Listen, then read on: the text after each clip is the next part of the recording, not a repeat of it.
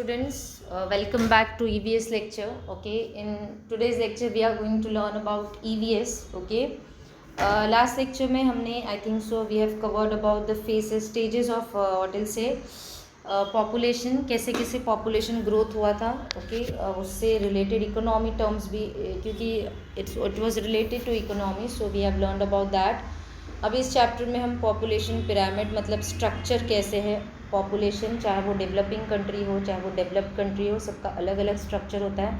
You all know India is in developing country और हमारा जो स्ट्रक्चर है पॉपुलेशन का वो जो है वो ग्रोइंग एज का ज़्यादा मतलब प्रोडक्टिव एजेस ज़्यादा है.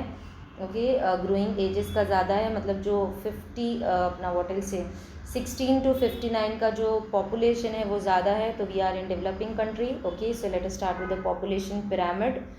The population pyramid is a plot of the number of people belonging to various age groups. See, they have been plotted. आप इसको देख सकते हैं, population pyramid है, इसको बराबर से प्लॉट किया है. वो भी एज को ध्यान में रखे. देखो 75 में सिर्फ 85 ईयर्स के मेल इतने, यू कैन सी मेल इतने, फीमेल इतने, देन 80 में. सो एज को ध्यान में रख के they have been plotted the population. This is nothing but an population pyramid. Okay, population pyramid wait a minute.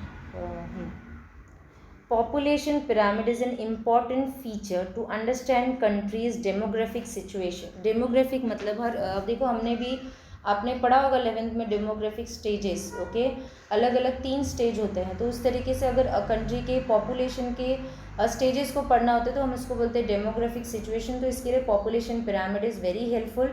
This information is very helpful for the government to plan for improvement. तो government can make in certain plans and policies regarding to population growth and population control करें. Already we are in growth phase. तो किस तरीके से वो plans and policy implement करेंगे. तो ये पिरामिड बहुत ही यूजफुल होता है गवर्नमेंट को. Okay, now let us see the pyramid for developed countries. Okay, sorry, we have to see first the pyramid for developing countries. Okay, in this type of population pyramid there is large number of young population and the proportion of old people is less. तो productive जो है population वो ज़्यादा है और old जो population है वो कैसे कम. यहाँ पे you all can see, ये देखो ये पोर्शन में मेल और फीमेल का पॉपुलेशन कम है, बाकी का यंग में देखो इट्स ग्रोइंग.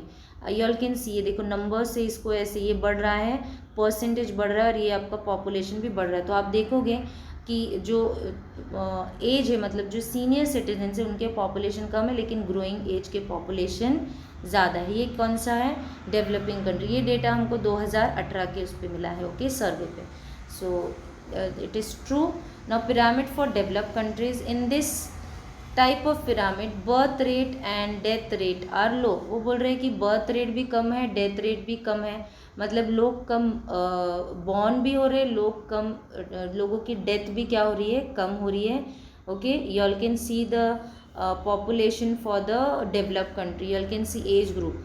ओके, 80 से 84 में तो कम है. देन उसके बाद मेल एंड फीमेल. ओके, 80 से 84, then 70. You all can see यहाँ पे भी देखो हमारा कैसे था. लेकिन इफ़ यू सी हमारा देखो कैसे एकदम स्टीपर था, मतलब जो कॉन्स्टिट्यूएंट थे of male and female proportion for old age it was less. Okay, but यहाँ पे लोग बर्थ रेट भी लेस एंड व्हाट इज से डेथ रेट भी लेस है. तो you can see the population. Okay, यहाँ का पॉपुलेशन इक्वल है, मतलब आप देखोगे ऑलमोस्ट इक्वल ही है, ज़्यादा कोई चेंजेस नहीं है. ओके, एजेस में ज़्यादा कोई चेंजेस नहीं है, इक्वल है. मतलब डेथ रेट और बर्थ रेट कम है लेकिन ऑलमोस्ट सब देखो आप can see there is a equal. कोई बहुत ऐसा ड्रास्टिक चेंजेस नहीं है. वहीं पे हमारे उसमें आप देखोगे तो बहुत ड्रास्टिक चेंज, मतलब हमारा जो प्रोडक्टिव एज का पॉपुलेशन है वो ज़्यादा. यहाँ पे ऑलमोस्ट लगभग सब सेम ही है. On shape population pyramid. In this type of pyramid a proportion of pre-reproductive age group population is small in comparison to people belonging to reproductive age group. मतलब जो एज ग्रुप होता है reproductive होता है, जहाँ पे लोग रिप्रोड्यूस करते हैं तो प्रोडक्शन बर्थ रेट ज़्यादा होने के चांसेस रहते हैं. यहाँ पे प्री रिप्रोडक्टिव एज मतलब you can see this age is more age compare to this age, इसको बोलते हैं on shape population. Okay, now I hope you all have understood population pyramid. यहाँ पे you all have got the data shown 10 most populous country as of 2018. China है 142 crores में, India is in 135. Then उसके बाद see all can सी ये दो ही the most populated country है, 3 digit में, बाकी सब 2 डिजिट में है। ये 10 में है, लेकिन 10 में से we are at highest phase of population development. Okay, you can see this, ये चार्ट आप देख सकते हो। एंड देन उसके बाद factors, okay, migration. Now see migration मतलब जब भी मूवमेंट होता है, ओके, ह्यूमन बीइंग का, पीपल का, यहाँ पे माइग्रेशन ऑफ पीपल बोला है, तो जब भी मूवमेंट होता है पीपल का from one place to another, उसको बोलते हैं माइग्रेशन। वो माइग्रेशन कभी पढ़ने के लिए होता है, कभी जॉब के लिए होता है, कभी सेटल होने के लिए। तो रीज़न में be many, there are many push factors and there are many pull factors. अभी पुश फैक्टर क्या है कि अगर वो इंसान रूरल एरिया में रहता है, ओके, अगर वो इंसान रूरल एरिया में रहते तो वहाँ पे फैसिलिटी नहीं है पढ़ने की, ओके, वहाँ पे प्रोडक्शन नहीं हो रहा, तो वहाँ पे कुछ भी नहीं है, तो उसको वो मतलब he is not able to, यहाँ पे he can not do anything, तो दैट इज़ पुशिंग, वो उसको पुश कर रहा है कहाँ जाने के लिए, ऐसी जगह पे जहाँ पे उसको ये सारी फैक्टर्स मिल सके, तो उसको बोलते हैं पुश। और पुल फैक्टर मतलब यहाँ पे सारी फैक्टर्स ये तो ये बुला रहा है, तो इसको लिए उसको बोलते हैं पुल फैक्टर अर्बन एरियाज़ में, ओके, क्योंकि ये खींच रहा है, इसके पास बहुत सारी फैसिलिटीज़ है, एजुकेशन हो सकता है, एम्प्लॉयमेंट प्रोवाइड करे, तो it's pulling, okay, and it's pushing, तो this is known as pull and push factor. क्या रीज़न है जिससे आपको पुश किया जाता है आप दूसरे जगह पे जाओ, और क्या रीज़न है जहाँ से आपको पुल किया जाता है कि आप यहाँ पे आओ, यहाँ पे बहुत सारी फैसिलिटीज़ को बोलते हैं push. So push and pull factor, you can also say pull and push factor is very important, very much responsible factor for migration. So migration is in movement of people from one place to another. It leads to increase or decrease in population to a place. Yes, it's very good example. You can see Mumbai is a place where यहाँ पे increase है population because n number of employment you can earn from this city. Okay, Mumbai, whereas you can take an example of Bihar, Jharkhand, Uttar Pradesh. यहाँ पे कोई facility नहीं, तो people basically they move. Okay, सो कहीं पे population कम, तो ये balance बिगाड़ता है, ओके, जो बैलेंस है बिगड़ रहा है बिकॉज एक जगह पे बहुत ज़्यादा, एक जगह पे नहीं है, तो इंक्रीज और decrease in population. Recently migration is becoming a major issue over the world. Yes, why? Because in rural areas you can say take Assam, Bihar, then what will say Jharkhand, okay, यहाँ पे पॉपुलेशन जो है वो ज़्यादा नहीं है बिकॉज वहाँ पे सर्वाइवल के लिए उतना कुछ है नहीं, okay, so because of that people migrate, तो it's in disturbing the balance of a state, or you can say a city, okay. Now what are the different process of migration? First is emigration, movement of people out of certain area, okay, m मतलब out of certain area, immigration, im मतलब in, वो लोग आते हैं, entry of people in an area, okay, immigration and immigration, okay. Now factors affecting the migration, ये देखो, ये push factors मतलब ये आगे ढकेलता है इंसान को कि आप यहाँ से जाओ, माइग्रेट करो। तो what is push factor? Unemployment, under employment, काम नहीं है, काम है तो 50, मेरी कैपेबिलिटी 100% की है लेकिन मुझे काम 50% का दिया जा रहा है। आपने 11th में पढ़ा था, 11th में इकोनॉमिक्स में। देन इकोनॉमिक अंडर डेवलपमेंट, इकोनॉमिक जो है वो डेवलप नहीं है। लो वेज एंड सैलरी, पगार कम है। पॉलिटिकल इंस्टेबिलिटी एंड वाज, आप देख लो जम्मू एंड कश्मीर में वहाँ पे बहुत पॉलिटिकल इंस्टेबिलिटी होती है, वॉर्स होती है, तो बेसिकली वहाँ से लोग मूव कर जाते हैं। डिस्प्यूट्स एंड कॉन्फ्लिक्ट्स होती है, okay. Then lack of freedom, you are not free in the rural areas as how you are free in the urban areas. Discrimination based on religion and politics, religion को लेके, caste को लेके discrimination होना।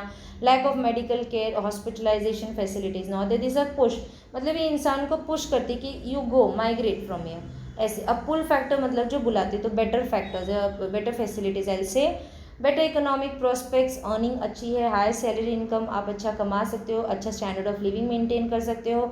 Good governance, मतलब you are under the good governance, आप जो rule हो रहे हैं, आपके जो एडमिनिस्ट्रेटिव पार्ट है स्टेट का, कंट्री का, it's good. Safety and stability, urban areas में you are more secure, more stable than the rural areas. Intellectual freedom, you have a right to think and to do of your own. There is no restriction on your freedom, no discrimination, everybody is equal, everybody is educated. So ऐसा कोई cast, religion, custom को लेके discrimination नहीं होता है। Better medical care facilities, अच्छे अच्छे medical facility. तो ये माइग्रेशन के लिए आपको याद रखना, माइग्रेशन क्या है? Movement of people from one place to another. उसके बाद पुल एंड पुश फैक्टर याद रखना है।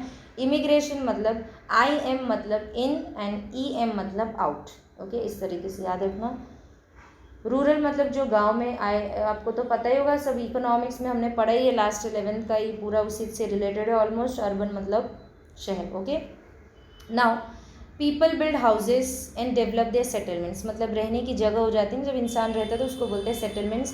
क्यों बनाता है घर, क्यों डेवलप करता है सेटलमेंट, एक मोहल्ला एक एरिया ऐसे क्यों करता है, ताकि प्रोटेक्ट कर सके themselves from harsh weather conditions and enjoy their social life, socially भी वो सिक्योर रहे। और जो हमने अगर हिस्ट्री में पढ़ा हो तो घर बनाने का मेन रीज़न यही था कि वो क्लाइमेटिक कंडीशन अपने आप को प्रोटेक्ट करना चाहते थे। बहुत ही आई थिंक सो बेसिक दिया है। Okay, then physical components of settlement comprise, क्या क्या आता है, पहले तो आता है शेल्टर, मतलब चार दीवारी और छत जो होती है उसको हम बोलते हैं shelter. It includes houses with different size types and building materials that people make for security privacy and protection. तो बेसिकली अगर सबसे ज़्यादा प्रोटेक्शन आपको लेना है तो 4 walls and a roof, okay, तो वो शेल्टर हो जाता है। फिर उसके अंदर आप बहुत सारी फैसिलिटी डलवाओ जैसे पाइपलाइन ये सब। तो it includes network such as roadway हो, रेलवे हो, पाइपलाइन हो, केबल हो, which are used for network of information, goods, water, entertainment, electricity, ये सब किस में आ गया, इंफ्रास्ट्रक्चर में आ गया। Okay, classification of human settlement on the basis of number of their activities, this you have to remember। हाँ, human settlements, village में population 5,000 से कम, सिटी में पॉपुलेशन 1 लाख से ज़्यादा। Clustered closely packed group of houses, okay, clustered होते हैं मतलब you can make a group ऐसे बोल सकते हैं। Semi clustered house widely spread along a village boundary. देन उसके बाद ये किसका दे रहे हैं आप, रूरल का हम देख रहे हैं। ओके, देन उसके बाद Hamlet's people less than 50 and isolated huts, आप जंगल वगैरह में जाएंगे तो आपको ये सब मिले, तो इट्स अबाउट रूरल। उसके बाद सिटी का वॉटल से, सिटी का पॉपुलेशन मोर देन 1,000, मेट्रोपॉलिटन है तो मोर देन वॉटल से 10 लाख, एंड मेगा सिटी है तो मोर देन 1 करोड़। ओके, और पॉपुलेशन टाउन का कितना है 5,000 से 99,000, तो उसको टाउन बोला जाएगा। Okay, I hope you all have understood. Now moving forward, problems related to urban what is say problems related to urban and rural settlements। urban areas have more environmental problem, ज़्यादा रहता है urban में। Okay, पहले तो land and biodiversity, land of cropland, loss of cropland, मतलब जो खेती करने के लिए ज़मीन नहीं है, क्योंकि ज़्यादा करके जो एग्रीकल्चरल लैंड है उसको कमर्शियल पर्पस के लिए, कंस्ट्रक्शन के लिए यूज़ कर दिया जा रहा है, तो इसीलिए जो लॉस ऑफ क्रॉपलैंड है, loss of forest and grass land, forest नहीं है, लॉस ऑफ वेटलैंड मतलब गीली ज़मीन जो है वो भी नहीं है, loss of fragmentation of wild life, जो एनिमल्स जो रहते हैं ओके उनके लिए भी जो एरिया है वो कम पड़ रहा है, increased wild life and road kill. Okay, ज़्यादा करके जो वाइल्ड लाइफ है वो इंक्रीज हो रहा है, रोड किल मतलब दे आर जस्ट व्हाट से using the agriculture land for the commercial purpose, तो इसकी वजह से ये सारे फैक्टर्स इंक्रीज हो रहे हैं, increase soil erosion. Okay, then उसके बाद what are the second factor, human health and aesthetics of city. Okay, contaminated drinking water मतलब पीने का पानी अच्छा नहीं है, पोल्यूशन है, ट्रैफिक कंजेशन मतलब स्पेस नहीं है, constant reduction of aesthetic value of city due to waste. Okay, एक अगर वेस्टेज ना हो तो एक आपके सिटी को आप एक मेंटेन करते हो एक होटल से हेरिटेज तरीके से, लेकिन बहुत वेस्टेज होने लगा है। ओके, तो ये सारे रीजंस है ह्यूमन हेल्थ के लिए। देन उसके बाद water increase surface run of, ज़्यादा करके पानी जो है वो टिक नहीं रहा है। Then increase surface water and ground water pollution, surface water और जो आपका है और जो अंदर पानी रहता है जो ज़मीन के अंदर वो भी कैसा हो गया है, पोल्यूटेड हो गया है। Decrease storage and surface decrease surface water and ground water, जो नीचे पहले पानी रहती थी अब वैसा नहीं है। बहुत सारे वाटर से मेथड्स अप्रूव किए कि अभी तो बहुत नया कुछ आया है कि बिल्डिंग के नीचे ऑफ योर टेरेस का जो वाटर से पाइप रहता है वो डायरेक्टली ग्राउंड वाटर मतलब आपका पानी स्टोर हो रहा है, क्योंकि नीचे ग्राउंड वाटर नहीं बचा है। ओके, पॉपुलेशन बढ़ने की वजह से इंक्रीज फ्लडिंग ज़्यादा है, डिक्रीज नेचुरल सीवेज ट्रीटमेंट, जो आपका जो वेस्टेज है उसको जाने को प्रॉब्लम हो रही है, उसके ट्रीटमेंट नहीं हो रहा, उसका प्रॉपर केयर नहीं हुआ जा रहा है। Increase energy use and waste, increase हम ज़्यादा एनर्जी यूज़ कर, पॉपुलेशन बढ़ रहा है तो होगा increase air pollution, increase green house gas emission, enhance global warming and ozone depletion. Okay, then economic effects क्या है, higher taxes, decline of business, increase unemployment in the city. ये सारे क्या है अलग अलग फैक्टर्स है जो अर्बन प्रॉब्लम क्रिएट करते हैं। रूरल में poor sanitation is not good, conversion of farmland and residential land, Okay, then lack of drainage facilities not there, indiscriminate use of pesticides and fertilizers, ज़्यादा करके pesticides और fertilizer use हो रहा है, salination, desertion and degradation of land. Okay, जो land है उसकी quality कहीं ना कहीं डिग्रेड हो रही है. Okay, so I hope you all have understood. The remaining part I will be taking in the next lecture. So thank you for today's lecture.